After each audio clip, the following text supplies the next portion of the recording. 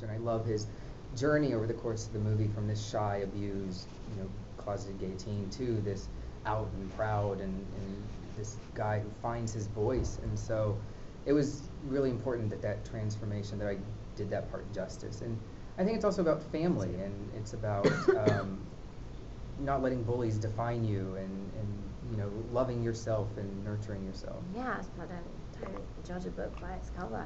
Don't do that. It's not going to get you far at all. I really loved your character in terms of the journey that she took on this film. I thought it was really beautiful. Yes, I loved the story. I loved the friendship.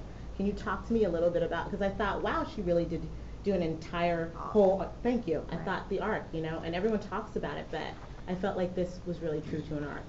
Thank you, I appreciate that. Yeah, man, it starts, and I think she's really misunderstood in high school, and she probably kind of got kicks from that, and so she milks it, and she's the intimidating one that wears the shortest shorts in the school. She smokes cigarettes, she does makeup, she's got the whole shebang going, and so people are intimidated by her, or they just want to have sex with her, and it's like that's all they really care about. That's the the whispering that goes on in high school, and you can imagine, oh my god, yeah, she slept with 4 dudes over the weekend. I know it's true because he told me, and like all that kind of stuff that happens. Right.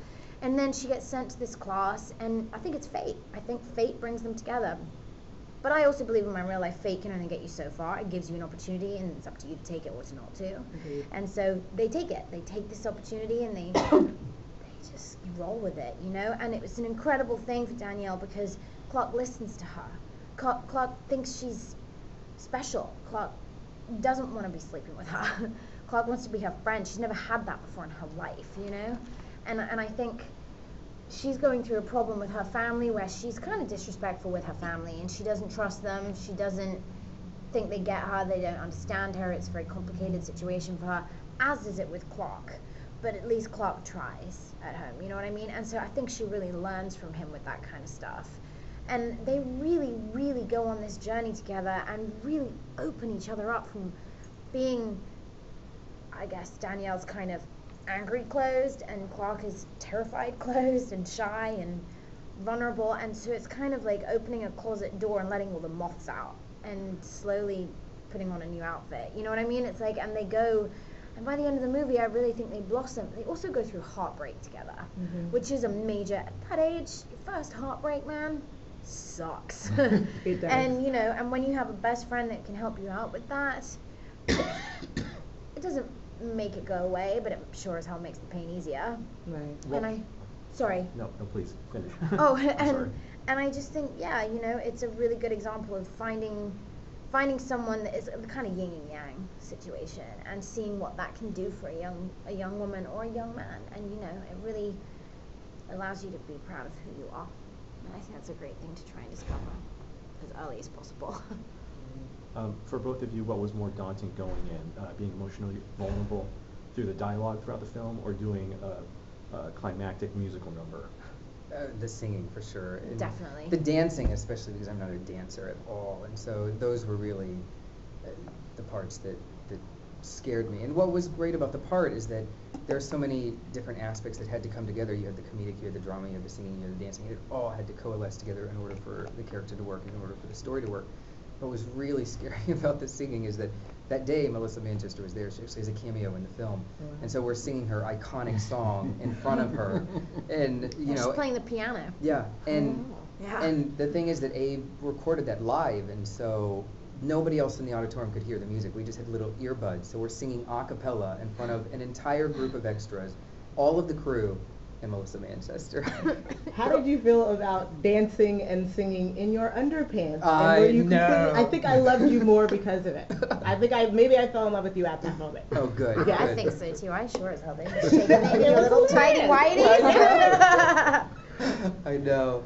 No, I it was definitely one of those moments where you feel a little exposed, but I think it works, and I trusted everybody on set, and we were kind of a family at that point, and especially Abe, and I knew Abe was not going to make me look bad at all, and so I think it's really a sweet moment. And it's funny because whenever Abe would talk about the dance, he would talk about wanting the dance to be sexy, and I'm sitting there going, oh God, I'm not sexy. What do you mean sexy? How am I going to do this? But We had 3 weeks of rehearsal before we started, and Abe is a choreographer, and then also his friend Bill Saboti came in, and they really took us through the paces step by step, and were Yeah, they very were patient very with us. patient. How much fun did you have in the scene with Nick out there on the highway? How Amazing. with the Skittles? Yeah.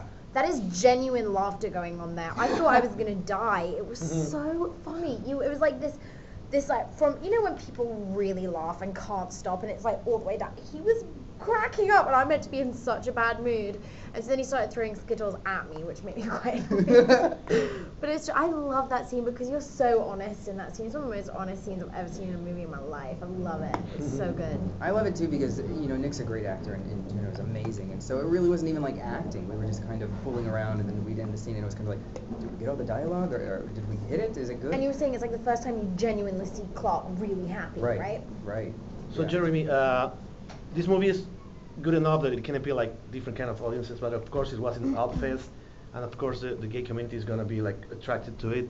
So I know there's a strong commentary about intolerance in the movie and everything. We do know that the director Abe, he's gay. I mean, I don't know about you. I don't know if you're kind of representing the gay community, or it's just like a role for you, and then you're not involved in any kind of cause like. I think taking a role like this means that you're kind of being like,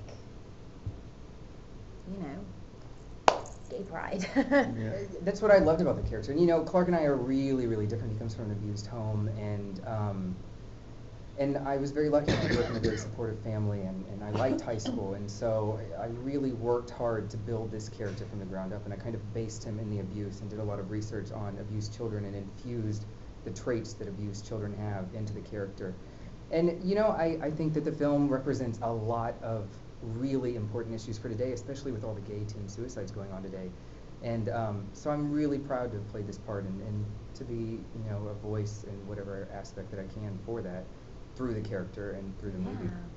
Can you talk about your approach to the character? Because even though you come from an abused family, you always have like a sense of like hope, and you're like a really happy person regardless. That's what I of what's love happening. about Clark the best, because it's like a weaker person would have had all of those amazing traits beaten out of them, literally.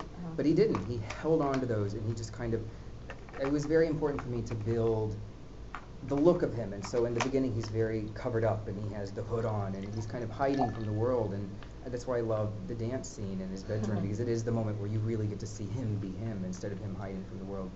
And I think that's what I love most about the character, is the transformation that he made over the course of the film, and you really get to see him blossom and come into himself, and for the first time be truly who he is and not defined by other people. And Did you not improv a lot when you were like dancing alone? You guys were in the car doing little like hand. all of things that and was stuff? stuff we worked out. Yeah, it's choreographed. In the room, Abe would have me in rehearsals, and he'd try all these different moves, and so we found those moves through rehearsal. And I remember one time he asked me to do the worm, and my body could just not, it would just not couldn't get up? move correctly. I was just like, this isn't working. And so he found moves that worked with me, thank God. So, but yeah. God bless you for trying. Yeah. What about that bar scene? What blew my mind is you were going to go in there and just show them how it's done. Found out it was a gay bar, so you guys switched gears real quick. Yeah. How much fun was that? It was a lot of fun. Yeah. Outrageous moment that night where so the character Danielle starts to undo her bathing suit, and there was one scene where my hand slipped and whoop, all it came down, and I was like, oh my god, no. Jeremy was like a knight in shining armor. He was like, whoosh, whoop, whoop. I was like, I'm not letting go because you're very exposed. So I was like, oh my god, what do we do? What do we do? You saved my ass in that moment. I remember that night also, there's this part where I'm on stage and we have a flash dance moment where she showers me with water. Oh my god. And I I'm couldn't down hit here you. and I'm up on stage and it's this huge bucket of short. water and she's like little tiny Juno. And so the first time she does it, she holds on to it for too long and swings it across her body and drenches the front row of Fine crap. extras. Not a drop of water got on me. So All of the extras are soaking wet. It was so funny. Before they take you away, you were in Toronto with another film, the Bill Friedkin film. Yes. You've got this coming out. What are you thinking about in terms of what your career is going to go? Are you worried? You've seen a lot of British actresses come over here and take the world by storm. Are you concerned about fame at all? It's honestly, it's something that terrifies me Is it? a lot. Yeah. Yeah, and you know, I don't sit at home and think, oh, that's gonna happen. But it's like, if it did, I have no idea how I'm gonna handle it. But I know I'm gonna be scared about that. But I don't want to quit doing what I'm doing because I love it. I also think, you know, it's exciting to play roles that look quite different to me. I mean, I know you can tell that's me, but it's like, I don't know. And it's like, it's the thing that annoys me about it is, you know, all these stars that I had posters of, is it like Marilyn Monroe and Audrey Hepburn. It's like a different era, you know, where you do press like this and you're Marilyn Monroe, then you go home and you're Norma Jean, and it's like, and no one knows about that, and it's nobody else's business, and that has changed now, and I hate that. I've been around people that have been hounded by paparazzi, and it really upsets them. It's not okay. I think you're only a better actor if you have a private life and people don't know who you are and they only see who you are in front of the Can you say camera. anything at all about like Dark Knight Rises and No, then? I talk about Okay, it. and then there's another one, but you're supposed to play like a lesbian werewolf, like Yeah. Jack and Diane. Can you talk a little bit about that? So the Dark Knight, you don't want to say anything. I'm not allowed to. Okay, what about the other one? Jack and Diane it's a love story. It's a love story between two girls in New York, and I don't know if you've ever been that in love with somebody, but you're so in love with somebody that you want to ingest them and you want them flowing through your body. It's kind of toys with the idea of that, and my character has these weird dreams slash visions slash whatever, where she becomes this kind of werewolf demon creature and ingests her girlfriend. That's nice. It's so to me it was like a very romantic idea. I haven't seen the film yet, but I'm excited to, because I got to work with a phenomenal young woman, Riley Keough, who is one of my, again, another best friend of mine, and you know, we had a whirlwind together, and I hadn't really spent time in New York, and she knew New York, so it was like, you know, and to me it was a very romantic movie, and I like romance. I'm a true romantic at heart. So Jeremy, you Thank you have so any other much. projects Thank you. happening? Oh, do you have